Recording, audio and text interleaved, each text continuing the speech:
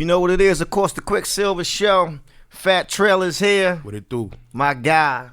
What are we, 14, 15 years in? 14. We could say we could say 15 just to be safe. Push it an extra year. But Why not? I know it's been 14 years. I remember meeting this guy on U Street at Purr, and I stopped past one of the open mic joints, and I didn't even know Fat Trel at the time. Like I heard the name, but we wasn't cool. Like I didn't know you like that. Right. And I remember like watching everybody rap, and I can't remember who all was there, and everybody doing their thing. And then this guy comes on stage, and just the presence, like of course the skills were there. Probably ain't had no shirt on. Definitely ain't had no shirt on, but like just showmanship. A lot of new artists, like they're dope rappers, but they're not dope performers. Yeah. Like you came on the scene as a dope performer for a guy. I remember asking like, yo, who is this nigga? Right. Like this nigga, like yo came in like he a superstar. Yeah. You know what's crazy is that when I started rapping, I ain't had no choice but to know how to perform because we started rapping at open mics. Right. So if I'm right here, it's no seats in open mics. I'm right here. The crowd is right here. Right. Go.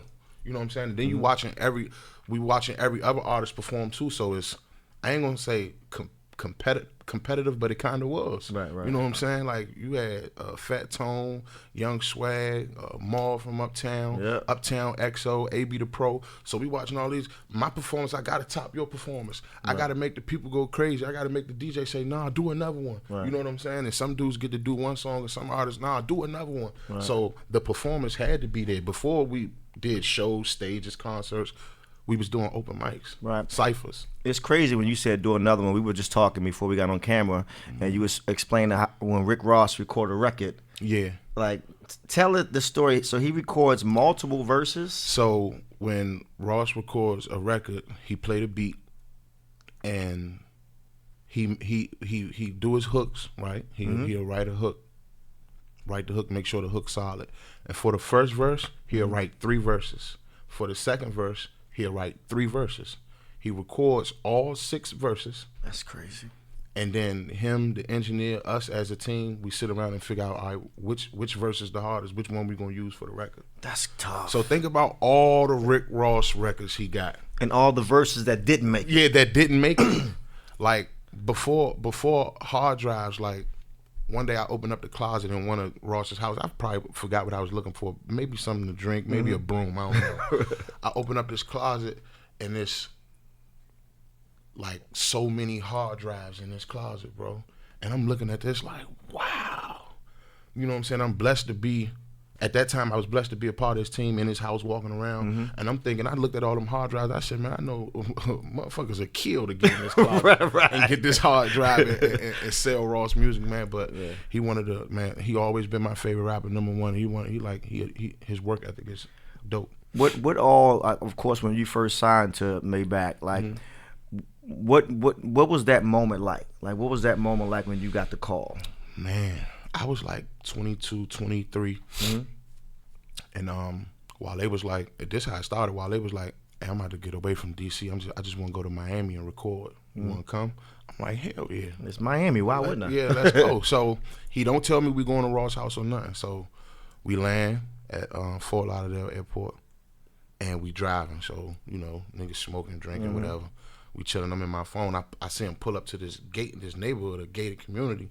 He stopped at the security, and they like, yeah, who you here to see? And he like, tell him William Roberts. I'm like, in the back of my mind, I'm like, hold up, that's bro government name. So I'm like, what? We pull up, and then it's the studio house, the one from a long time ago on MTV Cribs and shit. So we pull up, and I'm like, damn. So we pull up the Ross crib. They get in there. They just recording and shit. And when I got there, Tracy T was in there too. Nice. And he had no lie. He had an 18-wheeler outside, and white people was bringing in racks and racks of clothes and shoes, and he was shopping. That's crazy. And he had a jeweler in the studio with a bunch of watches and chains. So he was shopping for clothes and shopping for jewelry. And then he was like, "What's up?" I dap him up. He like, "How you?" I'm like, "Cool." He was like, "Which one of these Rolexes you like right here? Like, what's your?" I was like, "Man, I ain't never had a Rolex, so Right. But if I had to choose one, I picked that one." He was like, "That's you, right there." I'm like, "What?" So I'm putting the joint on. I'm like, "What you mean?" He When like, that Rollie hits your wrist, man, it feel different. Yeah, the Prezi, man. So he like, "Man, that's you." And then we just started talking. He was like, man, what's up? What you got going? Like, what you trying to do? Right. I'm like, what you mean? Like, if you ask me to be a part of MMG, let's go, man. Today. You know what I'm saying? Yeah, today, right now. Where the paperwork at? You know, we don't need no lawyers. Nothing. You know what I'm saying? So that was just a beautiful feeling. I was young. I was young, quick, and, you know, I was just ready. Hungry. On this journey with Fat Trel, like I said, you've been in the business now close to 15 years. Absolutely. Signed with MMG, you with Asylum now. Mm-hmm. What would you say, and be honest with yourself, if you feel like any mistakes you've made over the years that you wish that you could do over? Is there anything? I really wish I could. I really wish I would have asked for more money on my first deal. Yeah. You know, man, my first deal, my manager was locked up. We was fighting cases and blah, blah, blah. You know, but as far as what I wish I could do over, probably just reading that paperwork a little bit more closer. And, you know, I was just geeking the sign. I was broke. I was geeking the sign. I needed the bread. You know what I'm saying? And but really, mostly, man, I was about to say off the field like I'm a football player. Right. My decisions outside of music Right. is what I not regret, but wish I could do, make some better decisions. You know what I'm saying? I was just young and reckless, really, man. Yeah. Just running around and not making good decisions, and it cost me 4 years of my life and my career. Yeah. You know what I'm saying? That I can't get back. You know, so lost some deals, lost some sponsors, lost some fans. Lost faith from some of the record labels. Right. You know what I'm saying? So that's really what I ain't gonna say regret though. I just really wish I could do it over. It was a life lesson. I don't regret not protecting my life though. Quick, you know what I'm Yeah. saying? Like, I just want to protect my life. You know what I'm saying? Like, that's I important. didn't have too many. They killed my little brother while I was locked up. I didn't have too many homies just get killed. Like, I gotta protect my life. I gotta make it home to my kids. You know what I'm saying? So that's more important to me than anything. You know what I'm saying? But I just didn't go about it the right way. I could have did it better. What do you say to the youngest? If you look at DC right now, I always tell everybody it's DMV than DC. Yeah. People don't realize, people that's not from it, they think the DMV. No, it's real Washingtonians, Northeast, Southeast, Uptown, and then it's DMV. Right. For real DC right now, it's out of control. I mean, the shootings, the killings, the carjackings, you name it, everything's worse than I think I've ever seen it. Right. Yeah. And everybody's been trying to figure out how, if there is a solution. What will Fat Trel say to all the youngers right now? Because you look at 90% of the crime, it's youngers. It's 16 to 21 year olds. It's 12 and up. Right. Turning up. Yeah. Like, what would Fat Trel say to one of the youngers who think that this is the only way out? I would tell them that, man, look at somebody like me. Look at where I come from, the Pinnacles, Benning Road, Northeast. If I can make it doing something positive, anybody can. You know what I'm saying? Like, if I can make it, talk to real Washingtonians, talk to people who knew me before it was a Fat Trel. Right. If Trel can make it, anybody can. But, you know, not everybody has a love for music.